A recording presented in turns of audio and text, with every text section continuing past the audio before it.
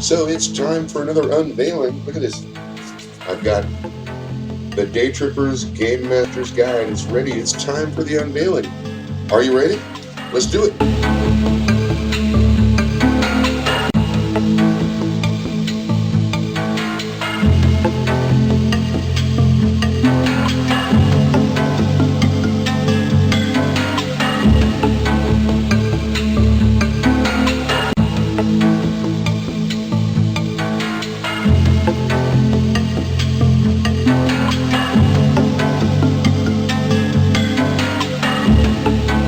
Closer look inside the book to see what we've got in here. The table of contents will explain that we've broken the book into several sections here. I got several essays at the beginning on the history of surrealism, surrealist art, surrealist techniques, and its connection to role-playing games and Game Master Prep.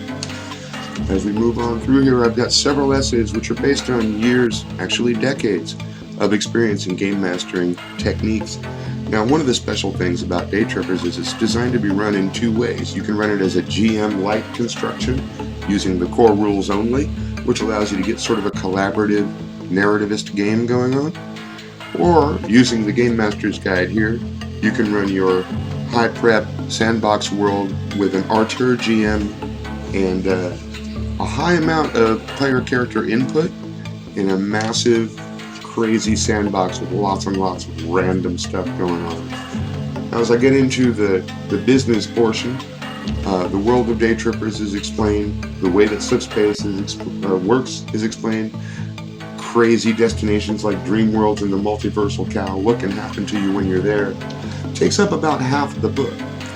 The other half of the book is largely concerned with the generators. We have generators for missions, stars, planets, locations, life forms, societies, drama, characters, alternate Earths, dream worlds, the multiversal cow itself, and of course, traveling through time. Now, every one of these generators contains multiple tables linked together in over a series of pages.